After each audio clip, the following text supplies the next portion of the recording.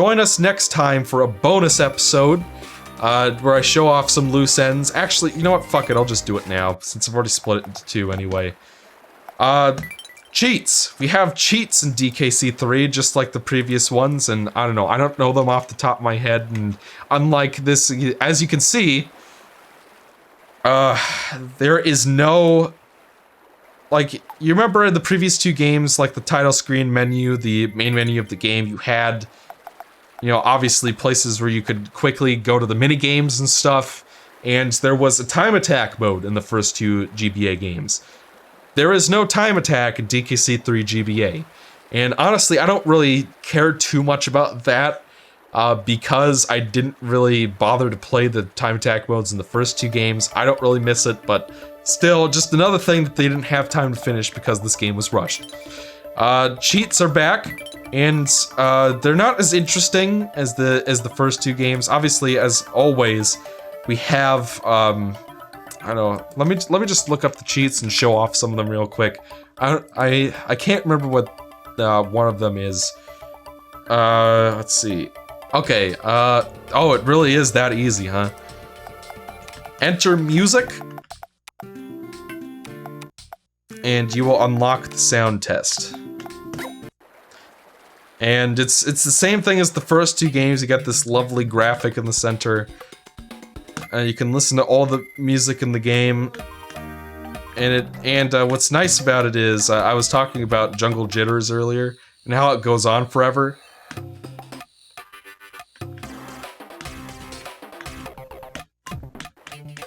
I don't know. I could have swore in here there was like you could skip ahead past the ambiance, but I guess not. But you know, it's the same thing. I guess to give my final thoughts on the soundtrack, the overall, like I've said pretty much everything at this point. DKC3 SNES soundtrack I think is average for a side-scrolling platforming game. There's some tracks that are really good, like Rock Bass Rumble and Nuts and Bolts, but the rest of it I find, and Frosty Frolics, that's another really good one, and the Banana Queen theme I've praised as well. But the rest of it I find is either really boring or far too dark for my liking, far too dark, or far too atmospheric. And, you know, obviously all the David Wise compositions were great as well. Like, I love the bonus room theme. I love the title screen theme in the original SNES game. It's a remix of Bonus Room Blitz, and I love it. It is such a great way to set up the final game in the trilogy. But other than that, I think overall in terms of the level themes, it's pretty eh.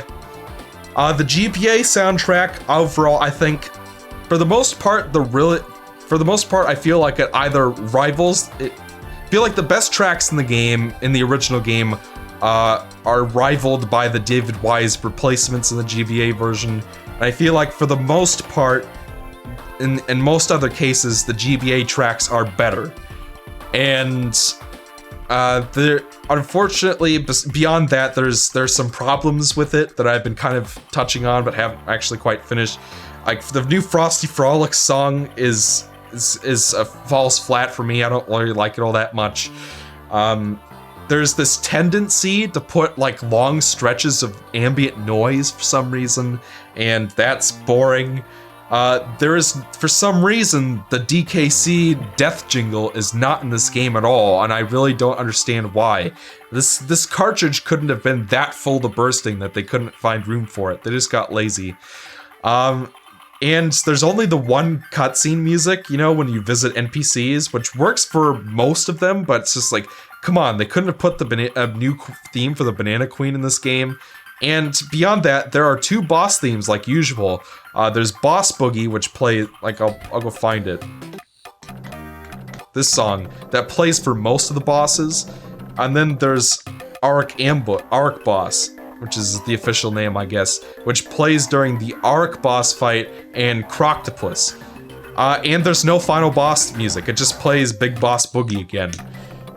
Or Boss Boogie. And I don't know why. Was David Wise so stretched for time that he didn't have time to compose a final boss theme? If you ask me, Boss Boogie in this game should have been the final boss theme, and then the Arc theme should have been the theme for every other boss in the game. That's how I would have done it, but history is history. I do feel like Boss Boogie at least fits Baron K. Rollenstein, and I do like this track, but you know, just another flaw.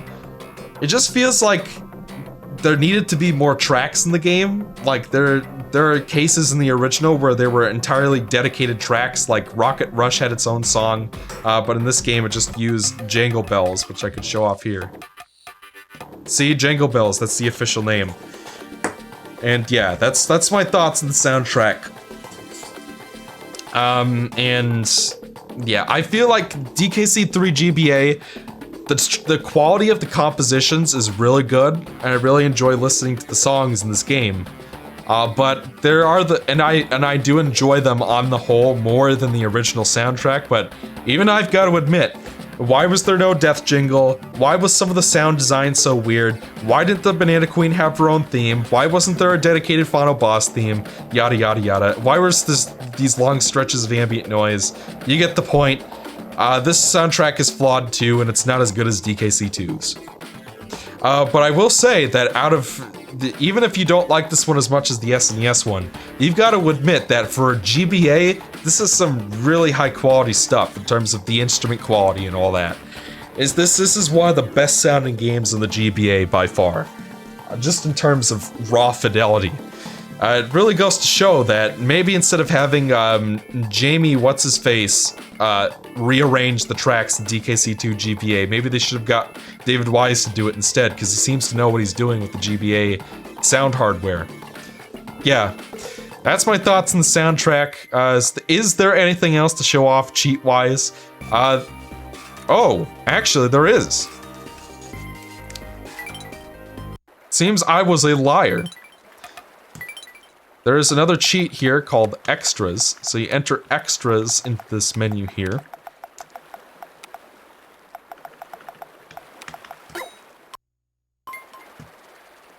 And now you have this little menu here whenever you open up the pause screen. And now you have a convenient way, just like the first two games, to access the minigames. I completely forgot this was in the game. Because, you know, obviously I don't really use it all that much. And they even have their own screens? Oh shit, I didn't know about this at all. That's pretty cool, man. I feel like I just discovered, like, Atlantis or something. And who knows, that's what the pipe levels are supposed to look like, I guess, when you have that angle going on. And Cranky's Dojo, you've only got... Yeah, I guess this is just further proof that there's supposed to be more of these, but... You know, they didn't have time to finish them? I don't know, I guess that, there might be more cheats to show off, but... And this just feels like the same minigame that we played in the other worlds. Like, for the most part, you can even just stay in the center and you just get them. Like, I don't even have to move it. Alright, I had to move it there and there, but you know what I'm saying. There should have been an escalation of difficulty. There should have been multiple different kinds of these spinies that went at different speeds or had different jumping arcs or something. Maybe there could have been a way to put it directly overhead to guard from above. There's all sorts of things that could have done to make this minigame more interesting for 7 rounds. And I guess you even get to enter a score, which is kind of neat. Why isn't this on the main menu to begin with? There's no reason that couldn't have been the case, but whatever. I guess that's something I missed. I completely forgot that was in the game. Another thing to show off, I guess, as long as we're doing our bonus episode, there's more to cover than I thought. So I don't know, maybe this will be a separate episode. I don't fucking know, man. What do I look like? I fucking know. And I don't know, I can show off how the actual intro works to begin with. So much like there was Hero Mode in the GBA version where you played in the first game, where you played as Yellow Diddy, alone with no midpoint or checkpoint, or no midpoint or DK barrels. In the second game, there was a code that you could enter that removed midpoint and star barrels, and you started every level with both Kongs. I had to get through it with just the 2 of those. In this game, there is a similar cheat code that you can use called Harder. And I don't know how you're supposed to find out about these codes. I guess you just... They're only... Like in the second game, you could play the time attack mode, and that's how that works. So as you can see, when you start a new file, it just transitions directly into it, just like the original. So that's what the game feels like without that intro cutscene I made, and it's just the story in this game is not as good as the first two either, as strange as that is to say. But I'll go show off the level real quick and stuff. And you know, in terms of the codes, there's not all that much else to talk about. There's a code you can enter to get all of the DK coins. You enter Aqua. I think in the original you had to enter water as your file name or something like that. There was a similar code. As you can see, and hopefully the code just works the first time. We start out with both Kongs, and I'm pretty sure no midpoint barrels, no DK barrels, none of that stuff. Okay, I guess there are DK barrels, but I don't know. The code supposedly worked, so I heard the Dixie make her little ow noise. And I don't know, so far I'm not seeing one. Maybe, is there another code you can use? Oh. Okay, so that's what the harder code does. I'll just get myself killed real quick so I could show off the other one. And actually, I'll cut. We'll see you back at the cheat menu, folks. Alright, we're back. So the code, I was wrong, is actually tougher, which is very reminiscent of the original, actually. So you enter tougher, hit end, and that's the one we wanted. That's the hero mode equivalent for this game. And unlike the first game where you just start out at a level and it's easy to show off, I have to keep swimming. So we'll cut back. Alright, and we're back. And now this time there should be no midpoint barrels or star barrels to speak of. And so far that seems to be the case because I don't see anything. So yeah, so if you want a harder version of DKC3, if you thought this game was too easy, well, here you go. You've got that option available to you. You have to, you know, manually input the code and whatnot, but it's in the game. You know, as usual, I personally don't really feel the need to do it. Like, I think I've beat the game on tougher before, but I don't know. I feel no incentive to do so now because I feel like checkpoints are kind of an essential part. Unless if you have really short stages like Super Mario Brothers 3, you need checkpoints if you're gonna make longer stages. And with, like, you can make the game as hard as you want as long as that's a thing. I don't know, maybe not, but still. So, yeah. That's that covered. I think that's it in terms of what I can show off. I might do another bonus video where I show off an LCD filter, actually. But that'll be in a different video. That's DKC3 on GBA, all done and over with. I can't think of anything else off the top of my head that I would want to show off. As far as my verdict on this version of the game, it's very... I think I've said all that needed to be said over the course of this game. I think that it's frustrating. This port, this remake, this re-release is frustrating. Because with just a little bit more time, it could have been it could have easily surpassed the original. Like, very clearly, very clear cut, this is better. But as is, there's so many weird little things that they made worse, so many weird little changes that I don't understand. And I'm sure that if you grew up with the original, you feel that more strongly than I do. I played this one first and never knew about a lot of this stuff, but even coming back more recently, I'm like, why did they make the steel barrels and crisscross cliffs hurt you? Why did they change this or that? And then there's the bigger problems, like there is stuff in the previous two games that was just kind of a standard feature that's just not here. And it's just like, why? Would it really have taken that much time to put a status screen? It's not like it's the most necessary thing in the world. I still got 103% just fine with minimal issues, but why not have that? There was no reason that shouldn't have been in the game.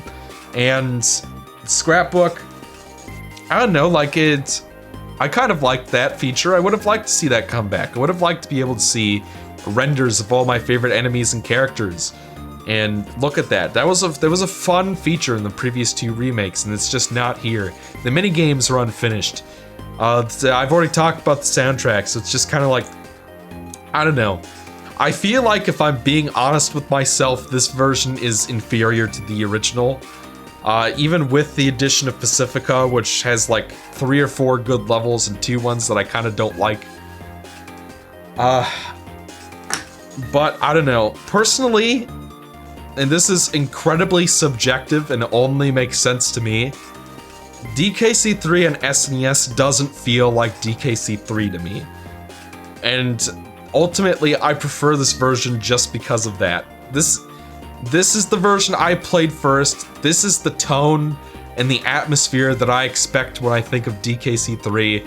And when I play the original and hear it, I think it really boils down to the soundtrack. The 2 versions feel completely different just because of that. They have a different atmosphere, tone, and feel to them. And I don't know, I don't like the SNES feel as much, personally. I do feel like there are some benefits to this version. There's so, like the toboggan physics are better. I'm talking specifically gameplay-wise. The new levels that are good are good. I did enjoy what we actually did get of the minigames. I just wish that they were finished, you know? I liked some of the other little improvements that they made here and there, but a lot of that's kind of matched by little things where they made it worse, too. So it's like, I would prefer to pop this version in personally, but I think that if I'm being honest, that I was maybe a little too generous in my review. I would give this version a remaster score. It's not, it really, all things considered, it should have been better than it is if they just had a little bit more time to work on it. I don't know who's to blame for that. Maybe it was the top brass at Rare who said, we gotta push this out so that we could get some people working on Perfect Dark Zero or something. I don't know. But whatever happened, happened. The history is in the past. I am glad that they got all 3 games on GBA and that we didn't have, like, Mickey's Magical Quest case where we get Mickey's Magical Quest and the Great Circus Caper, but we don't get the 3rd game in North America until the GBA, you know what I'm saying? I'm glad that we got ports of all 3 of these games so that we can have the 2nd version of the trilogy out there. The whole trilogy. Even with all the flaws, these games are very important, and very important to me especially, because without these, who knows what I would think of the DKC trilogy today, without that initial exposure, that initial spark. It has greatly shaped how I evaluate 2D game design. I have replayed all 3 of these games more times than I can count, and what can I say? I love Donkey Kong Country, and you know, this is the end of the trilogy, as it were, so I really enjoyed doing these playthroughs for you guys, even if, you know, sometimes my commentary was controversial in this playthrough especially. It was great fun to come to revisit these games again and talk about them in depth, and, you know, and have this up there for people who are looking for gameplay of these versions of the game. And yeah, I hope you guys enjoyed them, but this is only the beginning for EPG Plays, my friends, only the beginning. The world is our oyster in terms of the playthroughs we can do, and next time, we're gonna be playing a game from another trilogy of platformers that I love oh so very much. It's a bit of a... Let's just say that this game's got a bit of a fire to it. It's a real gem. It just gives me a charge of fun. If that's not enough to tell you what it is, then I don't know what other oblique but obvious hint I can give you. Join me next time for Spyro the Dragon on the PlayStation. I'll just come out and say it. We're gonna be playing that game, and it's gonna be fun, so see you guys then. Bye!